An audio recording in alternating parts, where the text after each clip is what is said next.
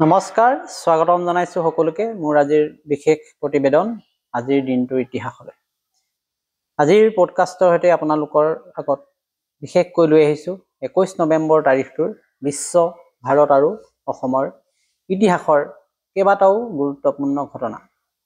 সময়ৰ বাটেৰে দীঘলীয়া যাত্ৰাত এই ঘটনাসমূহে সমাজ বিজ্ঞান, ৰাজনীতি, সংস্কৃতি, ৰাষ্ট্ৰীয় চেতনাক গঢ়ি তুলিবলৈ অমূল্য ভূমিকা পালন কৰি আহিছে। গতিকে ভাৰতৰ ইতিহাসৰ মুখ্য ঘটনাসমূহৰ বিশেষ কেইটামান ঘটনা আপোনালোকৰ আগত দাঙি ধৰিছো। আজি আছে 21 নৱেম্বৰ 1921 চনৰ অসহযোগ আন্দোলনৰ এক প্ৰতিবাদ হৈছিলে। এই দিনটোতে বম্বেলৈ প্ৰিন্স অফ ৱেলছৰ আগমন হৈছিলে। ভাৰতীয় ৰাষ্ট্ৰীয় জাতীয় কংগ্ৰেছে দেশজুৰি সফল হৰতাল ঘোষণা কৰি ই উপনিৱেশবাদৰ বিৰুদ্ধে এক আন্দোলন আৰম্ভ কৰিছিলে।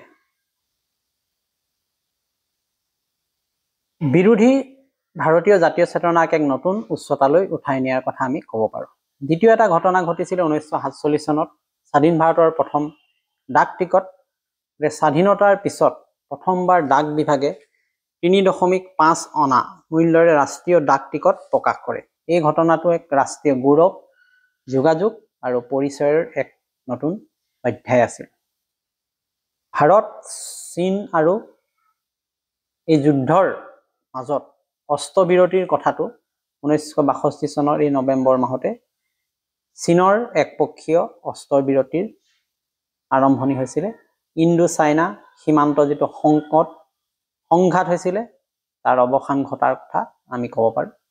ভাৰতীয় কূটনীতি আৰু সীমান্ত ৰাজনীতি ইতিহাসৰ পুৰণৰ এখন গভীৰ অধ্যায়ৰ অন্ত পৰে। 1963 চনত IS আৰু যাত্ৰাৰ এক নতুন আৰম্ভণি। কেৰেলাৰ থুম্বাৰ পৰা নিক এপাচি নামৰ প্ৰথম চাউণ্ডিং ৰকেট উৎক্ষেপণ কৰা হয়। আজিৰ যি চন্দ্ৰযান, গগনযান, নেভিকৰ যাত্ৰা এই ধৰণেই আৰম্ভ হৈছিল। 1970 চনত বিজ্ঞান জগতৰ সন্মানৰ এক শোক দিৱস, বিশেষকৈ নোবেল বঁটা বিজয়ী মহাবিজ্ঞানী ডক্টৰ চন্দ্ৰশেখৰ ভেংকট ৰমন মহাশয়ৰ দেহাৱসান।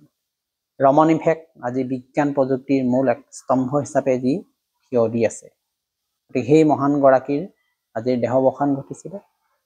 অসমৰ বাবে এটা ৰাজ্যিক স্মৃতি আছে, বিশেষকৈ কালিমালিপ্ত দিন 1992 চনৰ বড়ো সন্ত্ৰাস জৰ্জৰিত অঞ্চলত সশস্ত্ৰ জংগী আক্ৰমণত পথাৰত উপস্থিত যাত্ৰীবাহী বাছত বোমা নিক্ষেপৰ নিচিনা এটা ঘটনা ঘটিছিল।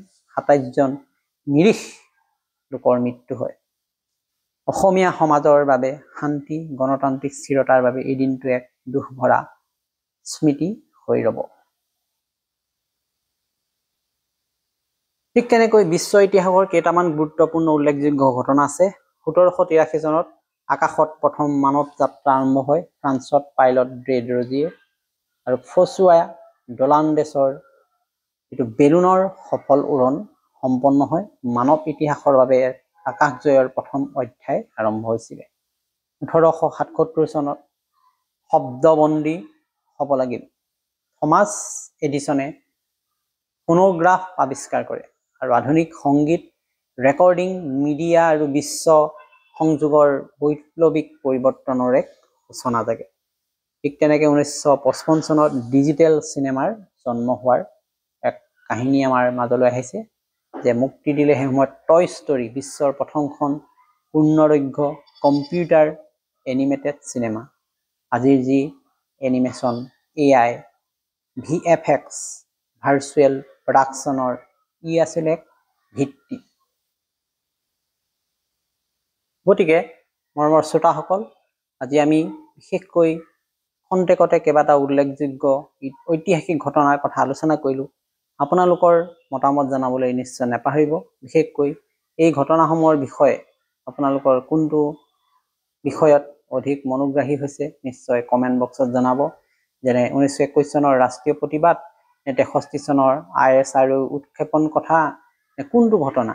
এই ঘটনাই আমাৰ অত্যাধিক ভাৰতৰ ৰাজনীতি অৰ্থনীতিত প্ৰভাৱ পেলালে আপোনালোকৰ মতামত জনাব মোৰ কমেণ্ট বক্সত আৰু আপোনালোকে চাই থাকিব পংকজ বৰাৰ ফেচবুক পেজ লগতে মোৰ ইউটিউব চেনেল জ্ঞান সাগৰ সলিউশ্যন। আজিলৈ আহিছোঁ, নমস্কাৰ।